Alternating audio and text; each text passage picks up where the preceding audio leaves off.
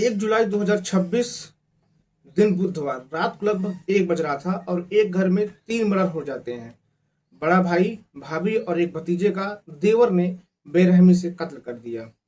जब इस केस का खुलासा हुआ तो लोग जब इस केस के बारे में जाने समझे तो लोगों के पैरों तले जमीन खिसक गई कि एक नाबालिग जिसकी उम्र 16 साल थी वो अपने भाई, बड़े भाई की और भाभी की और एक अपने भतीजे की हत्या कर दिया।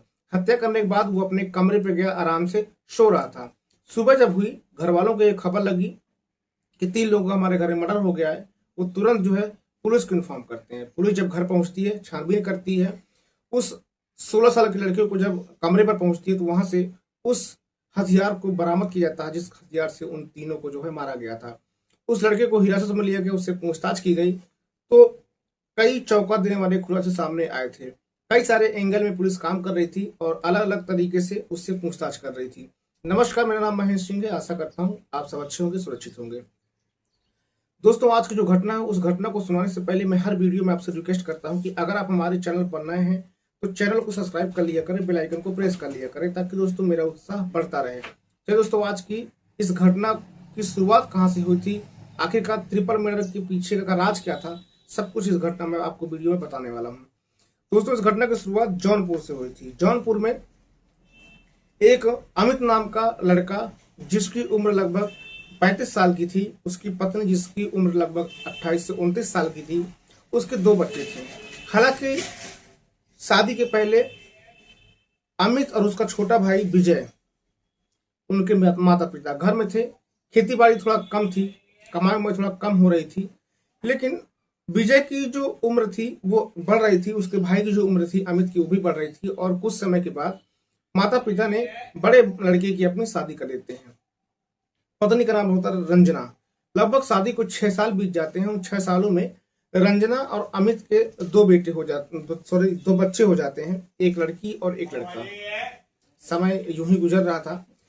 अब समय गुजरने के साथ साथ होता क्या है कि घर का जो खर्च होता है, क्योंकि अब अमित के 2 बच्चे भी हो गए थे, उनकी पढ़ाई लिखाई खर्च उठाना, कपड़े लत्ते, खाना पीने का जो है जिम्मेदारी जब उसके ऊपर आती है तो उसका जो है उस खेती से खर्च नहीं उठा पा रहा था। गांव में ऐसा कोई काम नहीं मिल पा रहा था जिससे खर्च चल सके। तो वो घर का खर्च चलाने के लिए वो अपने गांव से बाहर चला जाता है, बाहर कमाने के लिए।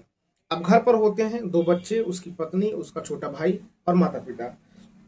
माता पिता की उम्र जो है ज्यादा हो चुकी थी और वो जो है शरीर उनकी ढल रही थी, तो वो काम वाम नहीं कर पा रहे थे। इसकी वजह से अमित जो है बाहर चला जाता है।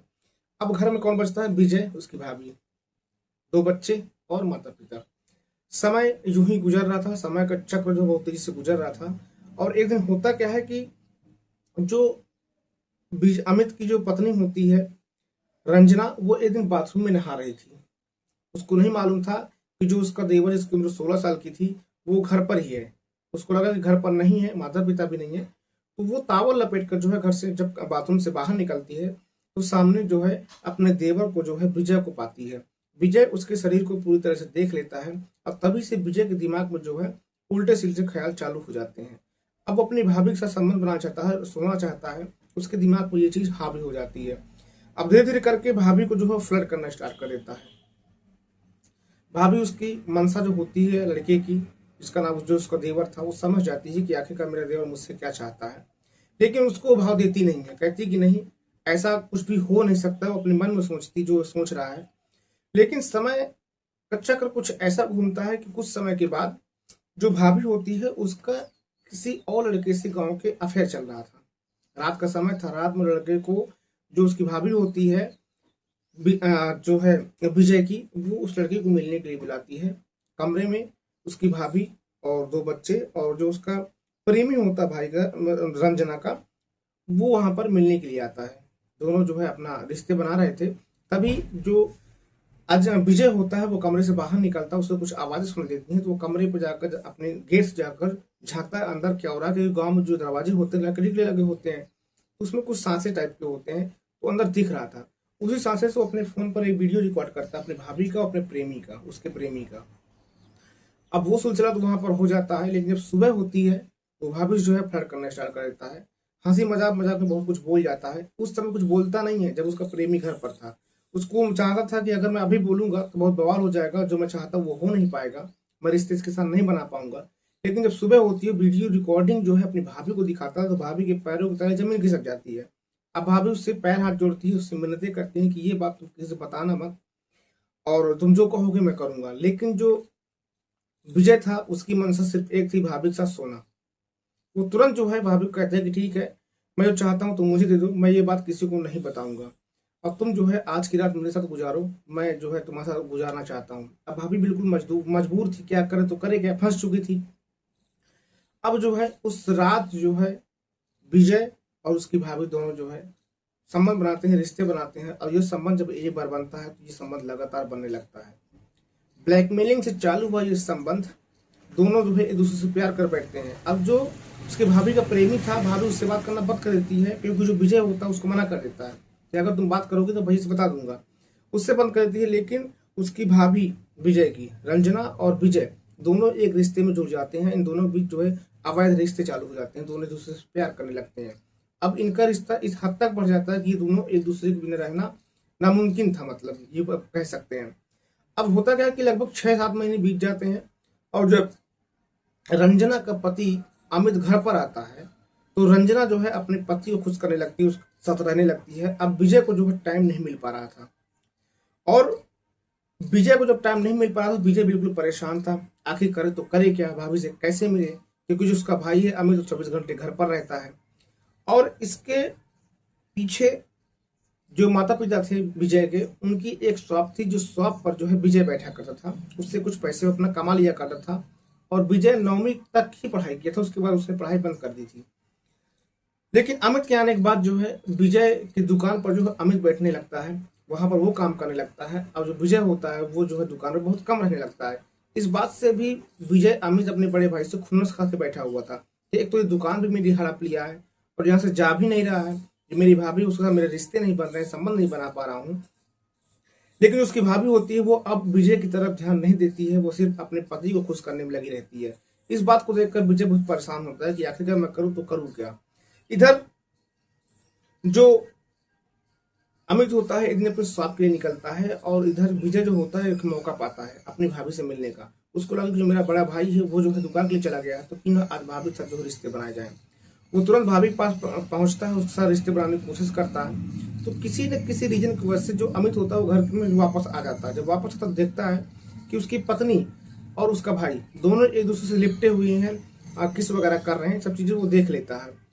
अब जैसे रंजना की नजर अपने पति पर पड़ती है, रंजना जो होती है वो पूरा इल्जाम अपने देवर पर डाल देती है कि मैंने कुछ नहीं किया है, ये जो आपका भाई है मेरे पीछे बहुत दिन से पड़ा, जब भी मैं घर पे अकेली होती हूँ मेरे साथ जबरदस्ती करने की कोशिश करता है।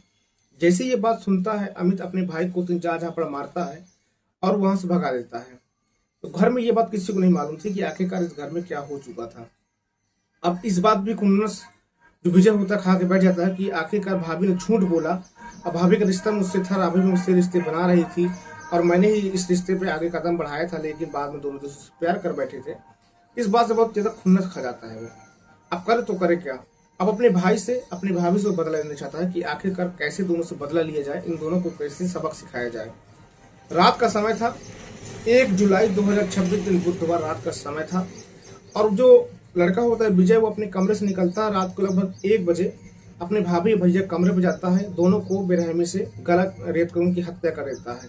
हालांकि वहीं पर उनका एक भतीजा सो रहा था लड़के का, और उस लड़के की अचानक नींद खुलती तो देखता है कि जो मेरा चाचा है वो अपने मेरे माता पिता को मार दिया है।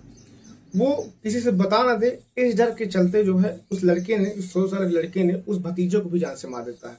मारने के बाद वो अपने कमरे पर जाता है, कमरे पर आराम से लेटा हुआ होता है। सुबह जब होती है, घर वालों की बात मालूम चलती है, तो हंगामा घर पे हो जाता है, मोहल्ले के लोग इकट्ठा हो जाते हैं।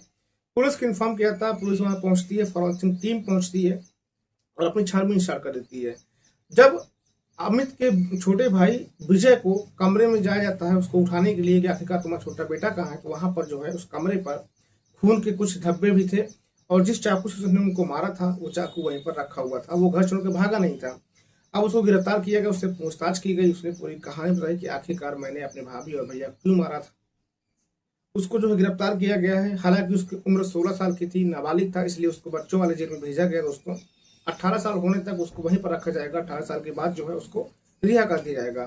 दोस्तों, घटना को सुनाने का उद्देश्य सिर्फ आपको जागरूक करना, सुरक्षित करना था, ना कि किसी को दिल को ठेस पहुंचाना मेरा उद्देश्य रहता है। इस घटना को सुनकर आपकी क्या राय है कमेंट बॉक्स में जरूर बताइएगा।